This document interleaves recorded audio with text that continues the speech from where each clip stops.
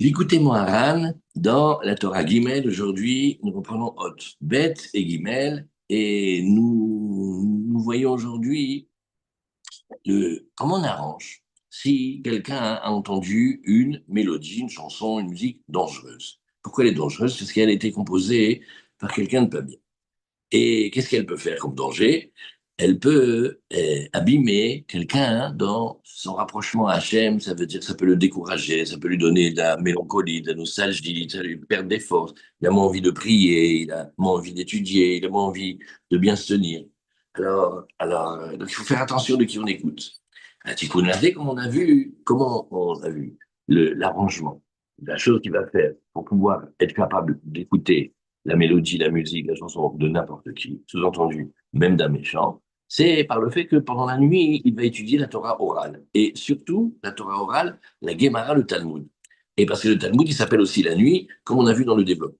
Alors, c'est vrai que ici, chez Rabbeinu, il y a marqué mamash, noir sur blanc, que en étudiant la Torah la nuit, la Torah orale, notamment la Gemara, alors ça pourrait nous permettre d'écouter la musique de quiconque. Mais en fait, quand on va voir, mais quand on va voir que c'est pas exactement comme ça. C'est surtout pour pas être abîmé. Si on a écouté, t'inquiète, quelqu'un il a écouté, il savait pas qu'il fallait pas écouter. Alors, il a écouté pour pas qu'il soit en danger. Alors l'étude de la Guémara la nuit va le protéger. Et on a vu ici. Aujourd'hui, qu'est-ce qu'on fait? On reprend ce tout petit passage-là et on a vu même comment Benoît il a dit ça s'appelle le chasse. Le chasse, c'est les Shisha Sidré Mishnah, c'est l'ensemble de toute la Torah orale, c'est-à-dire les Mishnayot et le Talmud qui va avec. Ça s'appelle le Talmud, la Gemara. Et en se faisant, ben, on arrange. Comme il y a six ordres, on a vu, il y a l'ordre qui va parler tout le travail de la terre. Après, il y a un ordre de Mishnah qui va parler du temps. Après, il y en a un qui va parler des femmes, un qui va parler de l'argent et des dommages, un qui va parler des saintetés et un qui va parler des puretés. Donc, il y en a six. Et ben, les six, ils arrangent six petits anneaux qu'on a dans le tuyau qui s'appelle qui est la trachée artère, par laquelle le son et la voix, le souffle, il va sortir des poumons et il va être articulé et ça va pouvoir donner les paroles. Alors, cette voix, eh ben, de l'étude de la Torah, quelqu'un a fait remarquer avec justesse que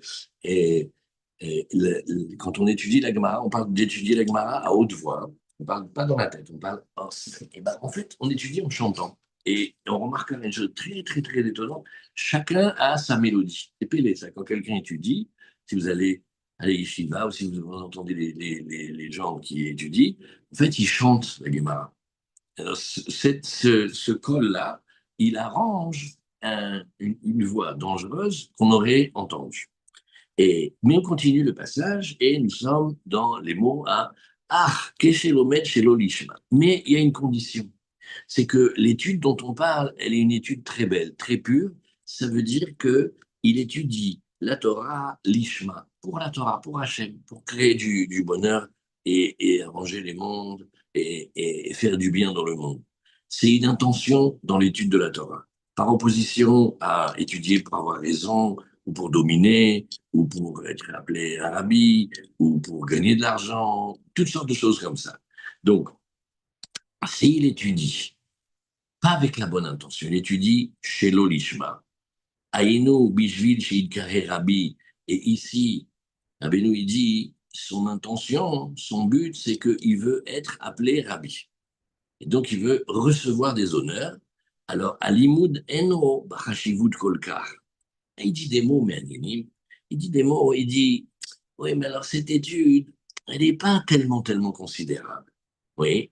Et il dit pourquoi? Parce que nous, ce qu'on voudrait, c'est que notre étude, elle monte jusqu'à la Shrina, jusqu'à la Malchut, jusqu'à la royauté, jusqu'à la princesse disparue, et jusqu'à la Emouna. On voudrait qu'elle monte.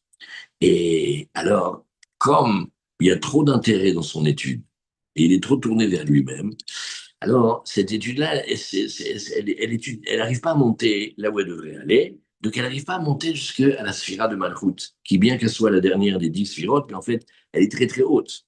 Et donc, c'est pas ça qui va lui arranger les six anneaux dans la gorge qui font produire le son. Et donc, ou Keshilomet Balaïla, oui, Chut Shel Chesed Nimshach Alav. Alors maintenant, il revient en arrière. Il dit, maintenant, quand quelqu'un étudie la nuit, on va parler maintenant de la beauté de l'étude de la nuit, oui, et, et, et alors, quand on est en hiver, il y a une bracha spéciale, il y a une bénédiction spéciale, c'est que comme la nuit, elle tombe très tôt, alors on a du temps. Parce que la nuit, elle tombe, par exemple, si on est à Israël, déjà à 5h, 5h30, il fait nuit. Donc, quand quelqu'un va étudier ces heures-là, par exemple, le début de la nuit, Nagui de 5h30 à, c'est pas moi, à 7h30 ou 8h30, Nagui, comme il veut. Alors, quand il étudie la nuit, alors il faut savoir une chose, c'est il y a un fil de grâce, de chesed, un fil de bonté qui vient et qui est tiré vers lui. Oui, comme il y a marqué, tout celui qui étudie la Torah la nuit, Kadosh Baruch Hu, il tire vers lui un fil de chesed, de grâce dans la journée. Et alors, ça donne quoi? Oui. Euh, alors, on va regarder ici, on va regarder, on va regarder quelque chose de magnifique. On prend le temps et on regarde. Là-bas, cette adresse-là, c'est le Talmud. Et c'est le Talmud dans Chagiga. Et là-bas, c'est Resh Lakish qui dit, tout celui qui va s'occuper de Torah la nuit, Akadosh Baruch Hu, il tire vers lui un fil de grâce, un fil de bonté. Et comme il y a marqué, Yomam Yetzave Hashem Hazo. Le jour, Hashem, il leur donne sa bonté. Et pourquoi il y a marqué Yomam Yetzave Hashem Hazo? Parce qu'il y a marqué aussi, Ubelaïla Shiro Imi. La nuit, son chant, il est avec moi. Alors regardons cette finesse magnifique. C'est que, comment on a appelé l'étude? On a appelé l'étude un chant, une chanson. Vous voyez, allusionné ici en tout petit que pas d'une étude qui fait en chantant, et une étude pure, une étude belle. Et là, ça donne quelque chose d'extraordinaire. C'est que il a de la grâce, il a de la bonté sur lui dans la journée. Et alors, le Maharsha, il nous dit une chose magnifique, magnifique. Il essaye d'expliquer dans un sens qui est proche de nous. Oui, c'est-à-dire sans rentrer tout de suite dans la profondeur euh, immense de ce secret de la Torah, mais de manière proche de nous, il dit, tu sais, en général, quand quelqu'un va étudier la nuit, alors ici, il imagine quelqu'un qui étudie la nuit et qui vole de son sommeil pour étudier. C'est-à-dire la nuit, alors que normalement il voudrait se coucher tôt pour se lever tôt, en fait, il vole aussi encore un petit peu de temps, il étudie la nuit. Ou il dort un petit peu, après il se réveille, il étudie l'autre moitié de la nuit, par exemple, avant de se lever. Alors en général, quand quelqu'un manque de sommeil, en général, il est énervé, il est insupportable, il a une sale tête, il a une tête patibulaire, il a une tête d'énervé. Et, et, et, et ben, Kadosh Baruch Hu, qu'est-ce qu'il fait? Il compense cette fatigue et ses nerfs et il met un fil de bonté sur lui. Et son visage, bien qu'il soit très fatigué, en fait, son visage, il continue à être très, très rayonnant. Voilà. Et les Osé, Orim, Gedolim, qui les Olam Hasdo. Voilà, ça c'est mamash, mamash, mamash. Alors, mais mieux que ça, on a dans notre Kitsour, on va regarder à la fin, c'est le résumé avec plein d'explications. Il dit, tu sais, la Gemara, la nuit ici, c'est une page de publicité de Rabbi Nachman sur la beauté de l'étude de la Gemara. La Gemara, c'est le plus beau, et c'est aussi des fois le plus difficile, et des fois c'est rébarbatif, et ben, c'est pas très à la mode, parce que c'est difficile. Il faut trouver, prier, avoir la chance d'avoir un bon rébé qui enseigne bien la Gemara, parce que c'est le plus beau. Mais c'est difficile, comme on a vu, c'est appelé la nuit, la pénombre, l'obscurité. Et qu'est-ce qu'elle fait cette étude? Regardons ensemble un truc incroyable. L'étude de la nuit, elle aide l'homme à ne pas être attaqué par des pensées égoïstes et des pensées qui risquent d'abîmer la pureté de son étude. Ça, c'est Khazak. Ouais. Ça, c'est ma mâche, ma mâche.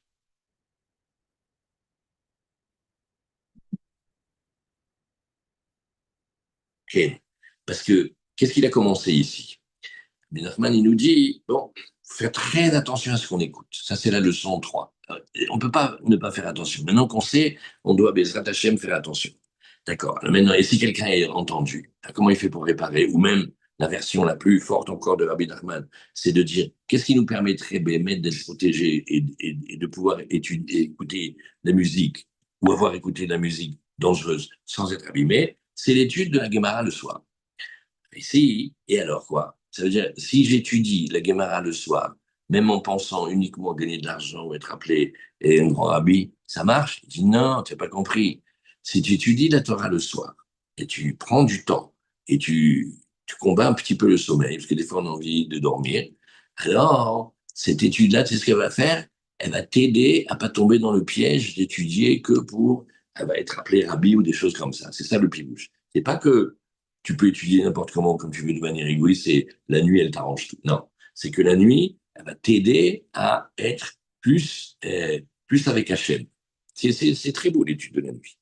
Et donc ça, c'est ce petit passage-là. Euh,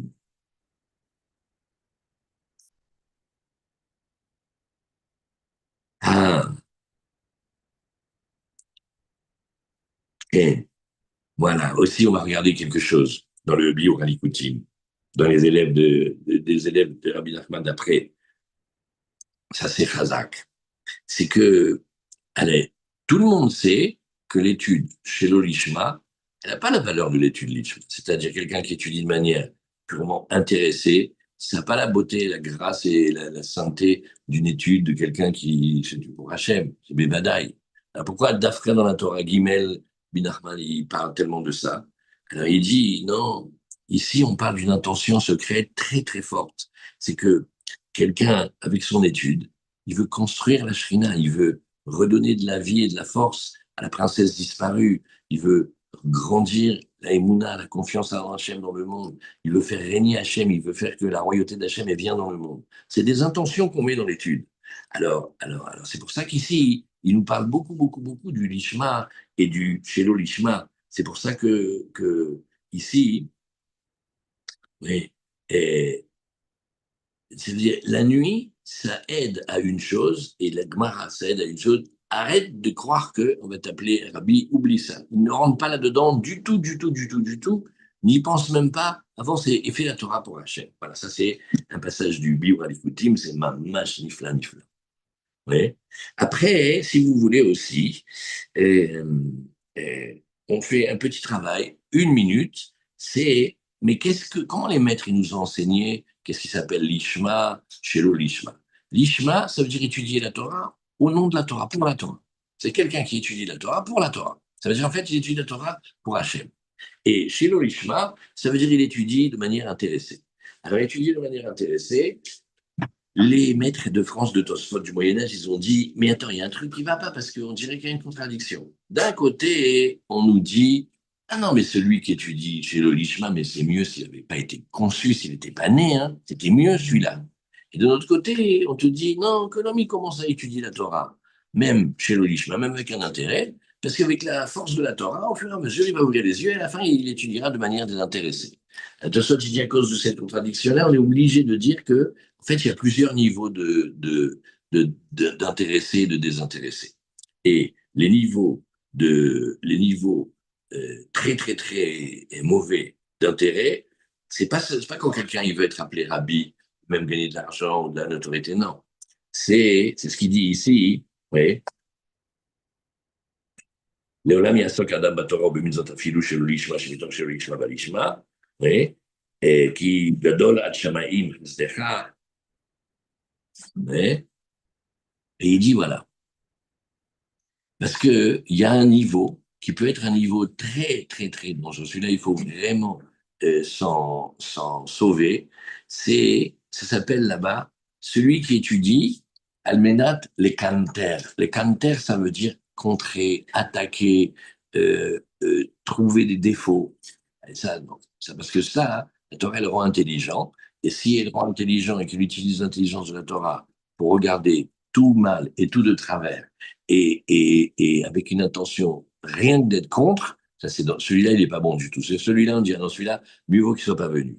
Après, il y a des niveaux intermédiaires. Il étudie aussi pour Hachem, mais aussi il veut que ça lui amène une parnassa, et aussi il veut que ça lui donne de la considération. Alors, c'est celui-là, on peut le travailler, Parce que si, dès le début, il dit, voilà, bon, moi, je n'arrive pas encore à faire bien, mais j'aimerais faire bien, et il a des bonnes intentions, alors on lui dit, voilà, commence comme ça, et Bezrat Hachem, avec ta prière et avec plein de bonnes choses, ça va s'arranger.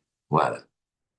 Mais, et sur ça, alors maintenant, quand quelqu'un étudie, parce qu'il veut être appelé rabbi après, alors c'est sur ça que Rabbeinu, il dit, non, c'est bien, c'est permis, mais c'est pas ça qui va libérer la princesse, c'est pas ça qui va libérer la shrina, c'est pas ça dont on parle ici. Voilà, voilà. Ça, c'est, qu'est-ce qu'on a vu? On a vu la beauté de celui qui étudie la nuit, et on a vu quelques petits niveaux différents dans ce qui s'appelle étudier de manière intéressée ou étudier de manière désintéressée. Voilà. Alors, donc, on a vu que ça, c'était Haute Bête. Maintenant, on reprend un Haute Guimel. Veïta Bekitve Arizal. Maintenant, on va rentrer dans la profondeur. Waouh, ma mâche, ma mâche. Ouais. Et-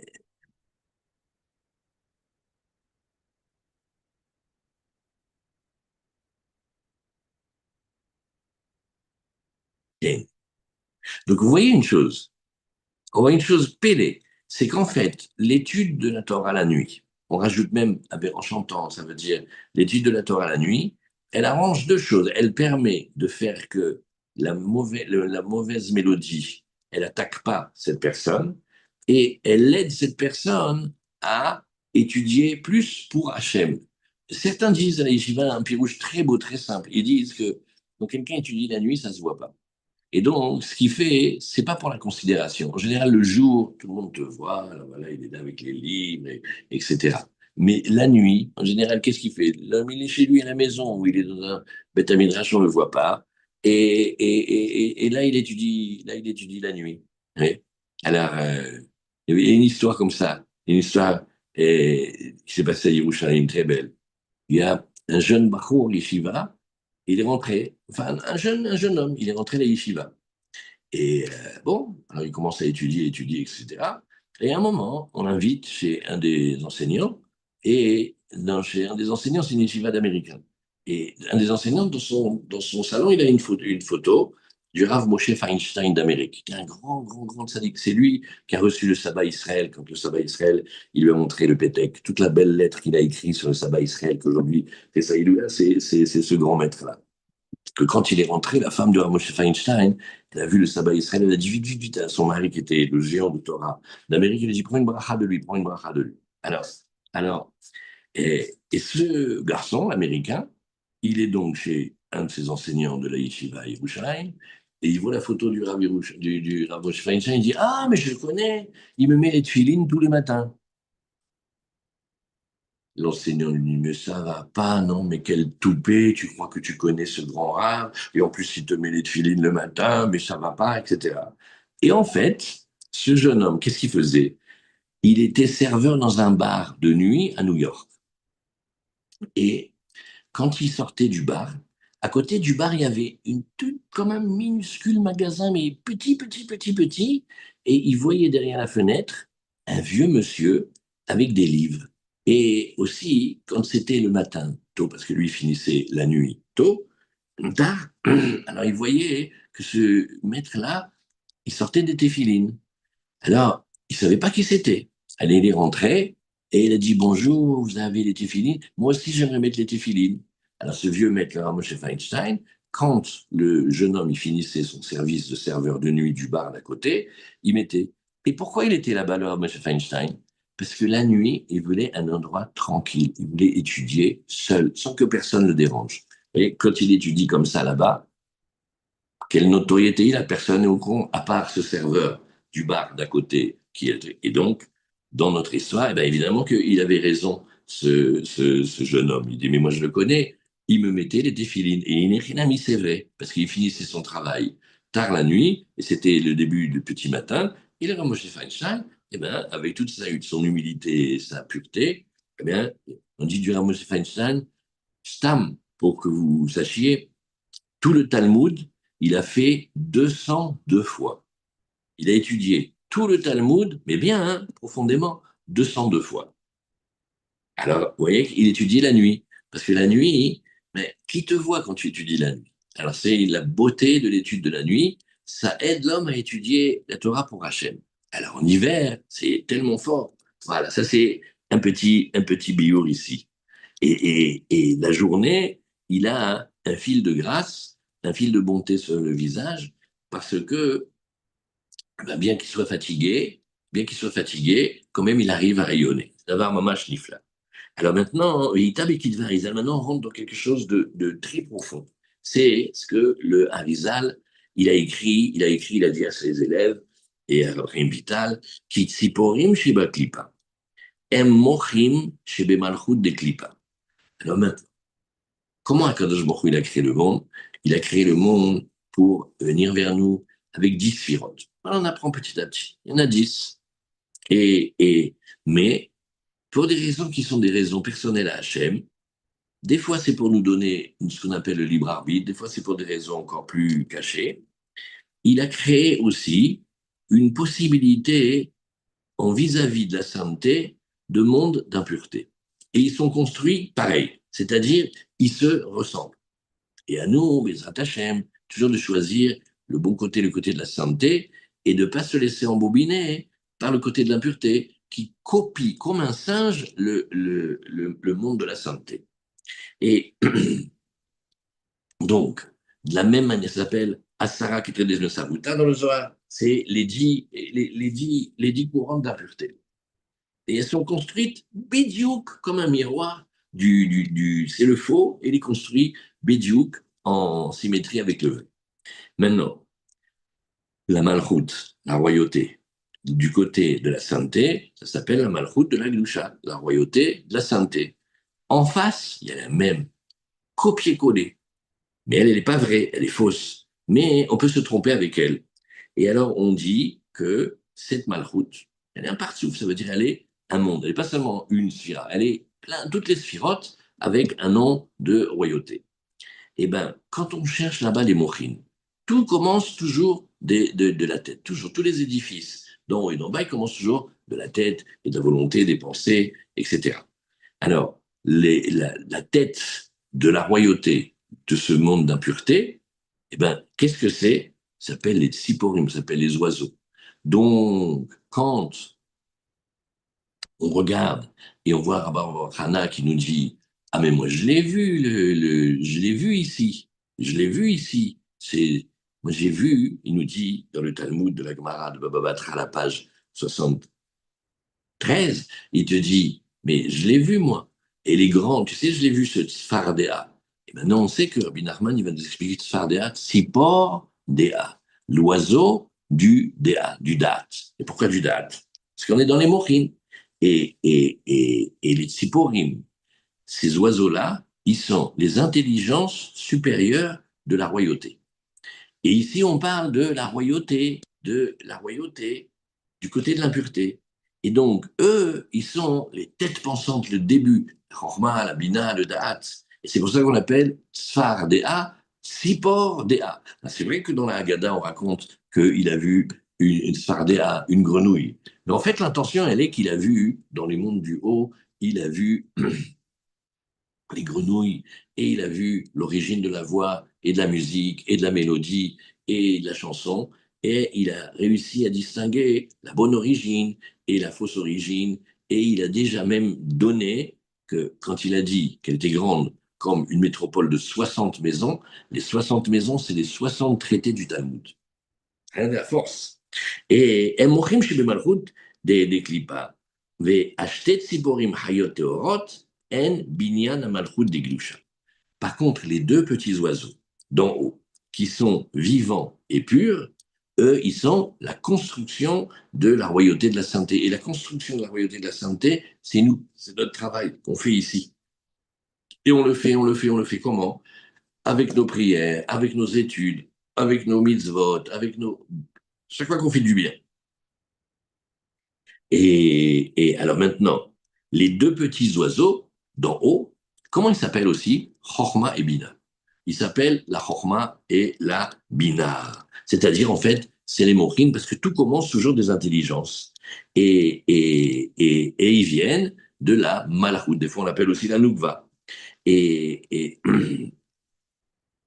et à chaque fois, quand Hachem il va construire des constructions dans les mondes du haut, toujours il va commencer par les mochim, la chorma et la bina et le da'at.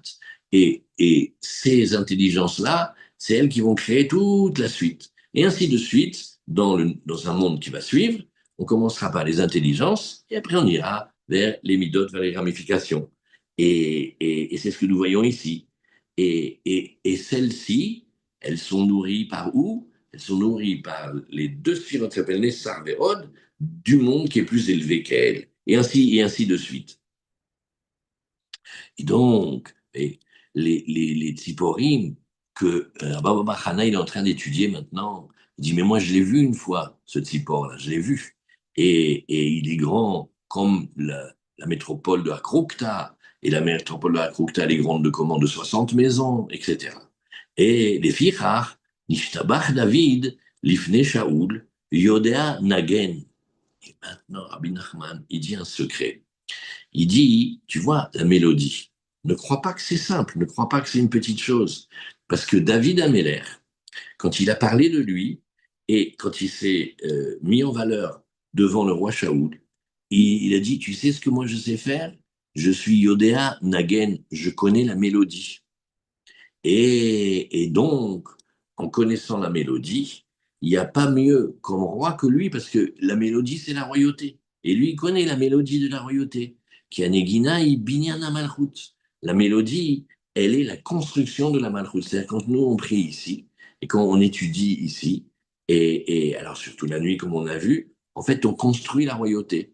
Les Karaoulou, les Malchut. Donc, en fait, de quelque chose qui a l'air d'être un petit détail qu'on raconte de la vie de David Ameller, il arrivait à calmer Shaoul. Parce que Shaoul, il avait, ce grand homme de la Torah, il avait des moments de sombre. Il avait des noirceurs comme ça, inexplicables. Et la seule chose qui pouvait le calmer, c'était les mélodies de David Ameller. Et David Ameller, il lui montre que cette mélodie, c'est pas juste un talent caché. Cette mélodie-là, ça montre que il est le roi. Et Vezéou, chez Katou, Vetzlo, c'est pour ça que tu verras que dans les Teilim, on dit sur David Ameller, mais Achar Alot, Evi O, Lirot Beyaakov, Amo, ou Israël Nahalato. C'est-à-dire, qu'est-ce qu'il fait? Il est, David, toujours on l'appellera, il est un berger. Oui. Et il est un berger, et donc comme il est un berger, il connaît très bien les troupeaux, et le bélier, la brebis, l'agneau, l'agnelle, et le bouc, et la chèvre, et le chevreau, et la chevrette. Il connaît hyper bien. Maintenant, Hachem, il a fait dans le monde d'ici que la mère, c'est-à-dire la brebis ou la chèvre, elle est hyper attentive et pleine de bonté pour sa progéniture. C'est ce qui te dit, Aïnou, mais achar amenikot, c'est-à-dire celles qui vont allaiter. Mais celles qui vont allaiter, ça représente aussi comme dans les mondes, quand un monde du haut, il donne de la vitalité, comme une femelle, elle donne le lait à sa progéniture, et comme Aïnou, Netzar Ve'od. Et Netzar Ve'od, ces deux sirotes-là, elles sont nourricières, qui aiment Menikim, la Nevi'im, et qui est nourri, qui sont leurs bébés, prophètes. C'est pour ça que de cet endroit-là, avec la voix de l'homme et avec les nigunim qu'on fait pour Hachem, on peut attirer vers soi la prophétie. Quand il y avait des écoles de prophétie, ils apprenaient énormément des choses qui aujourd'hui sont très à la mode, mais eux, ils les étudiaient dans la santé. Ils étudiaient la respiration, la méditation, et les variations, et les tonalités, et les mélodies, et les chants, et les mantras. Tiens, d'ailleurs, comme c'est l'Aïdoula du Sabbat Israël, le Rav Aryeh Kaplan d'Amérique, qui aimait énormément Rabbi Nachman, il a beaucoup étudié les mantras, parce qu'il voulait aider les jeunes qui étaient partis en Orient et qui se perdaient, et tout ça, parce qu'ils cherchaient de la Rouhaniout, et ils ne trouvaient pas là où ils étaient. Alors, il a dit que le mantra le plus puissant qu'il connaît de tous les mantras, c'est Nachman, Neumann. Si on le répète, ça fait des, je sais pas quoi, des ondes alpha, ou je sais pas comment on dit, et et c'était ça qu'ils faisaient dans les écoles de prophétie. Ils apprenaient. Et donc, ces deux sirotes-là, elles se nourrissaient, comme le lait de la brebis pour le petit agneau, elles nourrissaient les prophètes. VM binyana malachut. Et voilà, c'est ça la construction de la royauté. Donc voilà comment on peut, nous, ici, construire le royaume d'Hachem avec l'étude de la Gemara le soir. Voilà. C'est Hazak ce passage. Et après, demain, Binachman il va expliquer qu'est-ce qu'il a vu Rabba Baba Chana. Comment c'est Rabba Baba Chana. Comment, avec son histoire qu'il a vue de Sfardéa. D'ailleurs, je ne sais pas, dites-moi comment vous pensez. Ben, c'est Agada. Quand vous les voyez dans les traductions, merci Avi, hein, il n'a pas demandé le numéro ce matin, quoi la cavote. Et quand on regarde les traductions, on va dire grenouille, parce que Sfardéa, c'est une grenouille. Mais dans l'histoire, en fait, c'est Tsipordéa. Il faut trouver comment on traduirait dans la Haggadah. En fait, il a vu un oiseau, et cet oiseau, il était grand. Parce que comme ça, c'est le tsipor d'en haut. Mais si on traduit par grenouille, alors après, il faut changer et dire que c'est. Je sais pas comment on fait. Allez, voilà, Hazak. Bonne journée. Portez-vous bien, Shavuot